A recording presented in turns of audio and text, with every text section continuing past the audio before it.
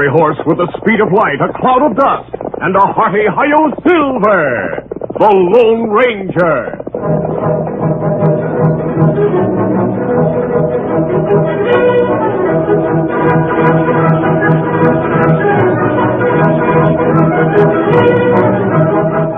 This is the story that tells how Tonto once saved the Lone Ranger.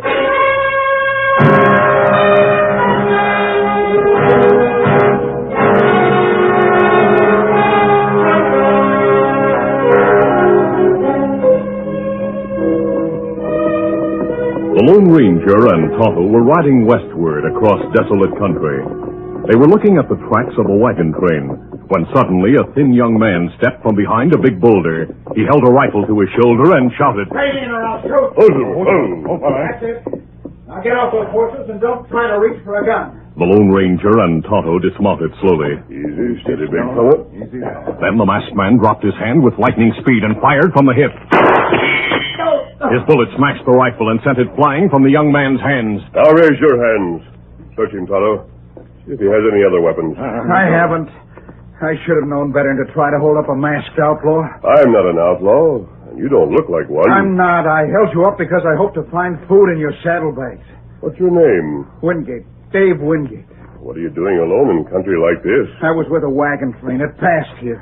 Why did you leave the train? I was driven away. Why? I didn't do anything wrong. I was framed by Cap Sanders. Cap Sanders? He was hired as wagon master. Every night he posted guards to watch for dangerous redskins. Sioux Indian dangerous, but Crow Indian friendly. One of our best friends is chief of the Crow Indians who live north of here. Dave, I want to hear how you were framed, but first we'll prepare a meal. Oh, I'm near starved.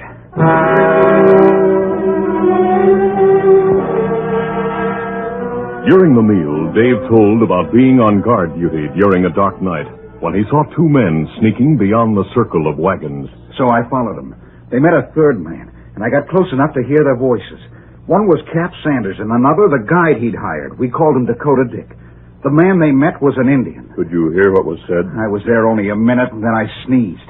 Cap Sanders and Dakota Dick rushed at me, grabbed me, and disarmed me. They were raving mad. What about the Indian? He disappeared. Dakota Dick wanted to shoot me, but Sanders said that'd be hard to explain. He said he had a better way of getting rid of me. They took me to camp, roused the men, and accused me of sleeping on guard duty. I wonder why they wanted to get rid of you. I don't know. Unless they thought I overheard something they wanted kept secret. Did you? No. The Indian jabbered something I couldn't understand, and Sanders told him to mosey along. Mosey along? Yes, he said, "Mosey along, you Injun, walk on." It sounded odd. That's why I remembered it. Oh, maybe him talk Sioux Indian language. Maybe him say, "Mosey on, you Indian, walk on." That's it. Sanders told the Indian to make an attack at a landmark known as Medicine Rock. Medicine Rock?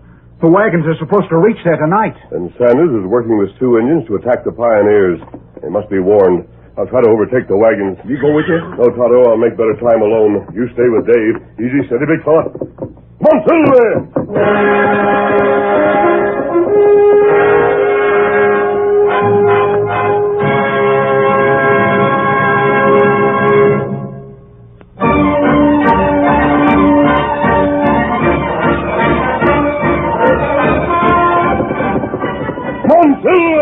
It was late afternoon when the Lone Ranger overtook the train of covered wagons. He drew abreast of the first one in the line. Easy, Silver, easy. And shouted to the driver. Frisbee! Are you Jim Frisbee? Yes, your mask. No time to explain the mask now.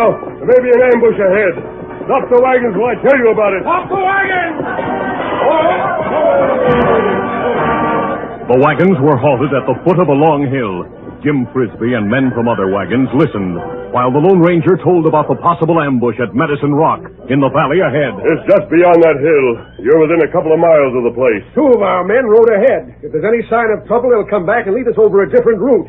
Otherwise, we'll go on as we planned. Are Cap Sanders and Dakota Dick the men who went ahead? Well, yes. Frisbee, if my information is correct, they're helping the Indians plan the ambush.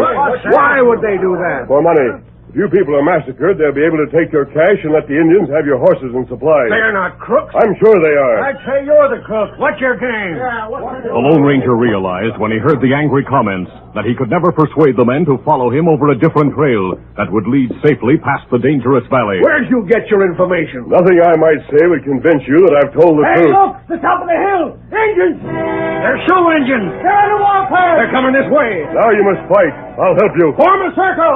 You men! As the Indians rode down the long hill, the Lone Ranger helped the pioneers quickly move the wagons into a tight circle. Then the gunfire started.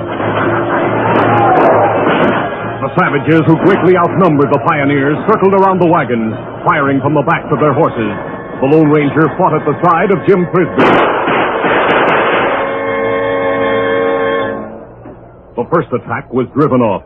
The Indians withdrew to the hilltop. The Lone Ranger watched them through binoculars, then said, Frisbee, look through these glasses. You'll see Cap Sanders and Dakota Dick talking to the Indians. Double-crossers. You were right about them. They double-crossed you, and they lied about Dave Wingate falling asleep at his post. How'd you know about Wingate? I met him on the trail.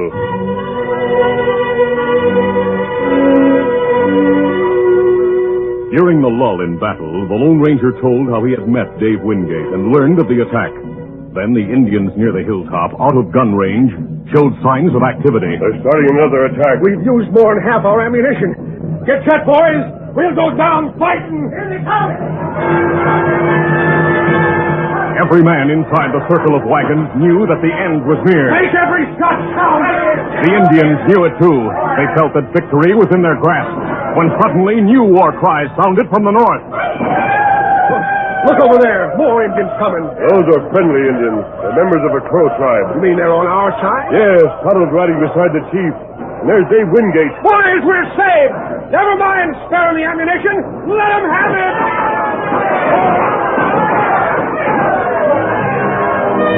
Tonto and his friends changed the tide of battle quickly. Many Indians went down. The others tried to flee, but they were hotly pursued by the Crows, and it was easy to see that none would escape.